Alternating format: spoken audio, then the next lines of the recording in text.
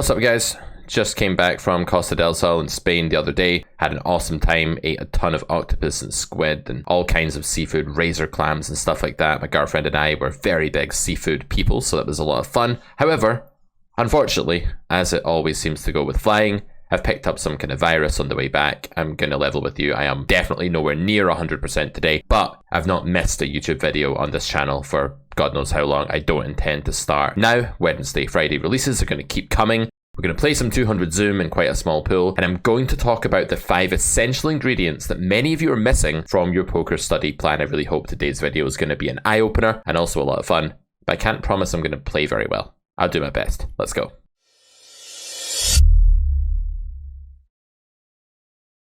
Okay, so off we go. The first thing that is completely essential for a study plan is a logical framework. That is to say, a framework of ideas that comes to you from outside of yourself. You're absorbing new information from somewhere, whether it be your coach or a course. I mean, the most efficient way to do this is to do both. But of course, getting some kind of poker course like the Carrot Poker School and having a theoretical baseline is going to be really important. This is an interesting spot. Flop goes check, check here, blind versus blind. I think I'm just going to play mostly small bets on this turn. I don't think a random blue tag is going to do enough bluffing here if I check, so I'm just going to go for 1/3 here with the straight. And a ton of extra equity and implied odds from the flush draw as well. And on the river, I think block is probably the best sizing here. We don't have a straight. We have jack high. I told you this was going to be an interesting video with me not being well. Okay, in that case, I think we have a really clear river bluff here. And I'm just going to go for, there's a few sizes that make some sense. I think this one is okay. But yeah, guys, I warned you, I can't even read the board. Like, I've been away for a week, and then also I think I've got a straight when I don't. I was like, hold on, if a 7 is a straight here, how can a jack be a straight? This is going to be an interesting video. I think I can still, even if I can't read boards, I think I can still remember what the successful ingredients of a study plan are that I teach my students on a daily basis when I'm at work. Didn't do any of that for the last week, of course, because I was eating all that octopus. So the learning new things part of poker, like the absorption of new ideas, if you will, is a bit like just having a reliable source of knowledge that builds up a kind of cohesive web of poker concepts that you can tie together, access in game, and learn off by heart. And not just learn off by heart like you're memorizing somebody's phone number like it's 1998 and you need to call their house phone, but more just that you're trying to really understand why things are the case and how ideas tie together. So with our Carrot Poker School, that's our big behemoth theory course available on carrotcorner.com. Every lecture follows from the next, so we're literally just building this pyramid, this foundation of poker ideas, and when we get to like grade 2 lecture 8, we may talk about something that happened in grade 1 lecture 5 and be like, in grade 1 lecture 5 we saw this, this and this. Let's build on this further. And I think that's really important. There's way too much random content coming at you sporadically these days. YouTube is a good example of that. Training sites, very often they're not very organized. You're just watching a subscription service is going to get you access to a bunch of videos as they come out, but they're not really on any particular theme or topic or whatnot. So yeah, you have to be a bit careful with that. So having some organized, comprehensive framework that you can refer to as part of your study, I think is really important. And that's why a logical framework is priority number 1.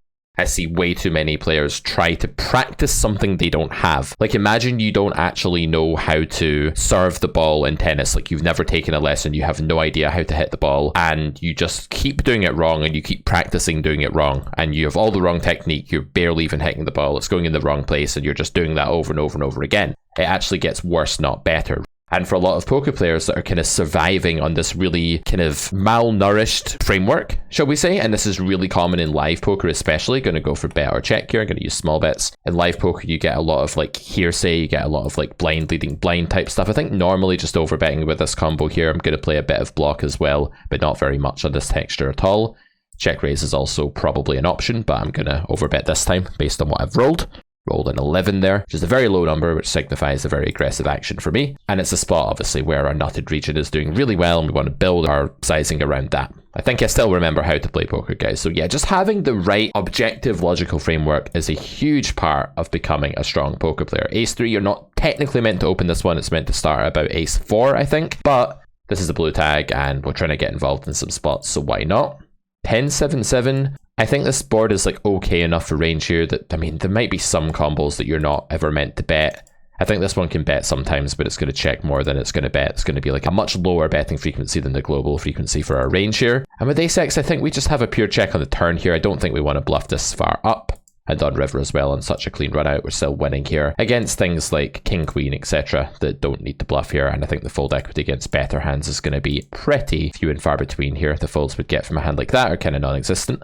That's all I have to say about point number 1. Find the right person, find the right course, make sure that you have a dependable logical framework that you can get new ideas from, that you can refer to on a nearly daily basis. I would recommend doing like half an hour of this every day that you dedicate to poker. Have some days off, of course, you know, for eating octopus and stuff like that. It's not all about eating octopus. Maybe there's other good things in life too. But, you know, have some days off. But when you are playing poker or studying poker, just set aside some time to take in new ideas. You don't have to do this like absolutely every single day, but it should be a really common part of your weekly regime. Okay, point number 2 is going to be working with a trainer. Not enough people do this, and certainly not enough people do this well. When you're working with a trainer, what you're really doing is building pattern recognition. So you're going over a certain node over and over again. A node, by the way, guys, is like fancy geeky word. It really just means a decision point on the game tree. So like when you face a flop c-bet, that is a node. When you face a river triple barrel, that is a type of node as well. So when you're training a node type, what you're really trying to do is set up a spot within a poker trainer. I use PioSolver for this because it has a built-in trainer that works really well, and I can get it to start the action at a specific point in the hand that I just want to practice over and over again. Going to use big bet or check here, more check than big bet for sure with this combo. It's going to be one of the lower bet frequency hands. This is going to be all over the place. There's going to be some ace-x. There's also going to be some random stuff. Really easy call. 9 of diamonds specifically, and pot specifically, this is a spot I'm probably going to fold. There's just 2 red flags here. The very big sizing. Actually, this is a pink tag that's running for a 621. I'm actually going to call against a specific player, but I would fold there against an unknown. But that player has pink tag and pretty loose aggressive stats so far, so I do decide to make the call there. Normally I would fold because of the data point of ace turn, pot size lead, and flush river. These 3 things, these data points taken together, this stuff is all in grade E of the Carrot Poker School, by the way, makes that a fold against the population. I'm very certain that's a fold against the population, but that line from an aggro player in general is just so overbluffed that I think, given what I know about the villain, I want to call there, but I really do kind of hate it, and I'm much less happy than I would be if it was like a slightly smaller bet or not an ace on the turn or not a flush river. You get the gist. So working with the trainer then is just something that you really want to go ahead and do because it builds this muscle memory. Like when you get into a spot like, let's see if we get called here and we can use it as an example. That would be awesome. Come on, Quality Don't give us an example, not to be. But say they called and then the flop came something and we have a c-bet opportunity. Like the more you have practiced c-bet opportunity on the flop, the better your c-bet game is going to be in that spot and the more effortless and fun it's actually going to be to apply that in game. You're not going to get lost in a web of conscious thoughts like, oh, here's a million factors springing to mind. Which one will I use? This is the hallmark of a player that's taken in too much stuff like the Carrot Poker School without really practicing it enough. So you do have to make sure that you've got like a workout regime where you're just kind of taking this to the trainer. If you don't have a poker trainer, you could use your own hands, but the trainer's great because it gives you feedback at least on the theoretical side of the game. That's why I'd definitely recommend doing that. It just puts you in your comfort zone when you are... Well, think about this. If you think about how astronauts train or athletes train or warriors train or something like that, soldiers, that kind of thing, all of these kind of disciplines train people by making them practice the same thing under pressure over and over again, but in a safe environment, in an environment where you can't actually die. So that's really important. You want to train poker over and over again, one node at a time, in an environment where you can actually make mistakes that actually cost you money. That's what you want to do when you're training poker. You do also want to go over your own hands. We'll get to that later. You want the logical framework that we've just talked about, but you really want to recreate the experience of playing the same spot tons and tons of times in quick succession and work on that spot by spot, working your way through the game tree, figuring out, okay, today I'm going to look at facing turn bets. That's super common. Tomorrow I'm going to look at barreling the turn. That's super common. Start with single raise pots and 3-bet pots. They're more common than 4-bet pots. And just go through the spots that you think you face the most often and try to pick up a feel for them. And it won't be enough to do it once. You're going to have to mix this in like it's some kind of gym routine. So if you were doing like cross training or something, you might do one exercise on Monday and then again on Thursday and then not do it for a week and then come back to it the next week. You should do a very similar thing when it comes to training poker. This hand is basically break even. We're going to open this time. Okay, 9-6. I'm going to play just small here with everything pretty much. Okay, point number 3, proper solver use. So this is a little bit different from trainer use. We have the overcard here. We do unblock some diamonds. We do block clubs, which isn't great. I think we can do a little bit of bet here with this overcard out. This is a completely live out against King X. A lot of people miss these kind of overbet bluffs. I think also that texture is probably a little overfolded from a recreational player type. Sometimes I have people mistagged, by the way, guys, so don't worry if I tag you recreational accidentally. I do that sometimes. Point number 3 is the proper use of solvers, meaning being curious and deep diving into solvers. So not just stopping at the trainer and being like, oh, I was wrong there. Not just looking up a hand in a solver and being like, look, it likes my play. I'm good at poker. You want to avoid all of that. What you want to do with a solver is either practice with it over and over again by using a GTO trainer, or ask specific questions about hands that you're really curious about and try to get really good answers. And then note down the answers and try to bring those in to that logical framework we talked about in step 1. So proper solver use means sometimes it's more about what not to do than what to do. So for example, when you're working with a solver, you really want to avoid just trying to get gratification. This is a really common spot where the student has this like weird relationship with the solver, almost like the solver is like a punitive parent or a rewarding parent, and they're bringing a hand to it like, was this okay? Like, did I do well here? I think this hand can mix some raise, maybe. This is interesting, actually. But I think it's just a gross spot to actually do this against a recreational player that's under the gun, whether or not they're cut off. But even so, I don't think that is a recreational. I swear my cat comes in here and tags people by walking across my keyboard. This one definitely is, though. They're short or stacked. This one I'm not so sure about. I don't know why I have so many people tagged blue. I don't know when that happened. So lots of curiosity. We talked about this in a recent video. Is very essential for getting good at poker. One way that you can channel that curiosity is to actually say, I'm going to ask my solver a specific spot. So let's say that you were on the turn and you made an overbet and your opponent folded. Should you review that hand? Maybe. If you're curious, why should you be curious there? Well, maybe you made an overbet with a hand that you think might be a bit thin for value, and you have a really directed question now for the solver. You can say, hey solver, like it's Siri or something. No, Siri, shut up, don't respond to that. And you can say, was this too thin on the turn? Where roughly is my threshold for this kind of spot when it comes to overbetting for value? And the solver can tell you. And then you can be like, oh, right, cool. So I learned something there. You could note it down. You could just take a mental note of it. But it has to mean something to you. Solver use can't just be staring at the screen like a zombie, like, oh, look at all these hands. This hand's playing like this. Oh, I don't understand these blockers. I'm going to get lost in the blockers for 2 hours. That's not useful. Ask a quick question with a high degree of intensity and curiosity. Get a good answer, remember the answer, put passion into it, and then get out of the solver again. Don't spend your life wading through sims. Just because there's loads of data there in a sim doesn't mean you need to look at all of it. You really don't have to look at much of it at all. You just have to answer the questions that really fascinate you, because the stuff you're fascinated by is the very same stuff you're going to remember, and it's probably the stuff that matters as well for the most part. Not always. Some people get absolutely fascinated by the most mundane, pointless things. Also, please, please, please, when you're using solvers properly, what you need to do is look at EV. Just because a solver doesn't take your line very often or never takes it, that doesn't make your line bad. How bad does it think your line would be? Is something different in the real world? Use solvers flexibly and intelligently. Don't be a robot. Okay, point number 4 is that you need to do loads and loads of hand review.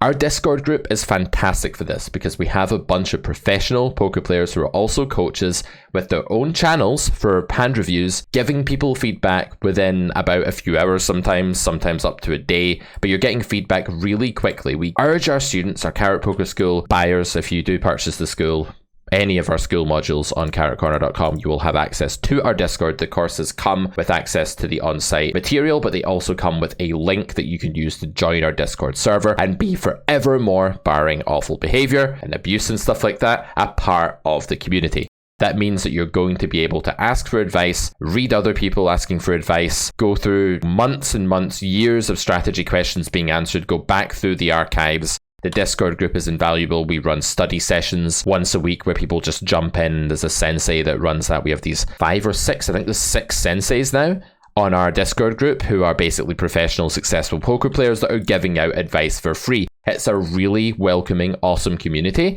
The reason it's so good is kind of that it's a closed community. You don't just get access out of nowhere. You can join via Twitch, but then you're only in the sort of social channels. In order to get to the strategy channels, you do have to have made some kind of purchase on Carrot Corner, either the Carrot Poker School or private coaching, not cash injection, although that's still a cool course. It doesn't get you access. So that's why the Discord group's so invaluable. And that hand review that you see on there, that happens all the time. I think you can bet here at some frequency. You can also check here. Both lines are going to be okay. if this player's decent, and I think they are, they're going to have a properly protected checking range in this spot. That means that our hand's not a mandatory value bet. It might look like it. I'm sure if you play live, you'll probably see your opponents always bet there, for example, but you really don't have to. It's not a hand that has that high of an investment ceiling, meaning it's not that urgent. You bet it immediately. That comes from a logical framework. Back to point one. It's so important. So hand review is not just something that you have to do in a community. It is great when you have a more experienced player presiding over it, giving you feedback, letting you know where your thoughts are going well and where they're going wrong. With our hand review, we do encourage all students to post their own thoughts fully before they get any feedback. That's mandatory. If you post a hand in our channel and you're like, oh, how should I play here? You're just going to get told to post your own thoughts. You're not going to get anything. If you post a hand where you're like, was this too thin? Was this too spewy? You're going to get told to go away and write out your thought process. We're very old school that way. We're like disciplinarians, we're like the teacher from the 19th century, but it's for your own good. We want you to actually get into the habit of articulating your own thought process, because only by doing that are you going to become a much stronger player. Deuces there functions basically as a bluff. The spade is like somewhat useful because the deuce outs can't bring a flush now, but it's not a huge deal. So loads and loads of hand review. This should be a daily thing. I'm a big believer in daily hand review. I would say that if you're serious about getting good at poker, you should be reviewing about 3 hands a day. The best time to do this is after your session. So you want to play a session for about, 45 minutes, and then spend 15 minutes just reviewing like 2 hands. Something like that. Then do it again in your next session. Don't just grind for 3 hours and never review anything. That's how you get lazy. That's how you just fail to make any progress, and you just basically instantiate a bunch of bad, lazy, sloppy thought processes that way. So definitely hand review little and often. Practice daily. Do it with feedback, preferably. Write out your own thought process first. Consult a solver, consult a poker coach or friend that's more experienced than you. Do be a bit careful about the whole, I'm going to just open this because it's small blind. If this player knows what I'm doing, they can punish me, but whatever. Do be a bit careful about the blind leading blind thing. Sometimes I have students who are like, hey, I'm in a study group full of 5NL players. And I'm like, are there any good players in there? And they're like, no. And I'm like, okay, so you're probably just all hurting each other's game. Like, not that you can't gain something by chatting with friends about poker, you can, but you generally want there to be like some people who are better than you in the spaces where you discuss the game. You don't just want to be working with a bunch of other beginners, because you don't really get anywhere that way. My 5th and final point for today's video is focused practice.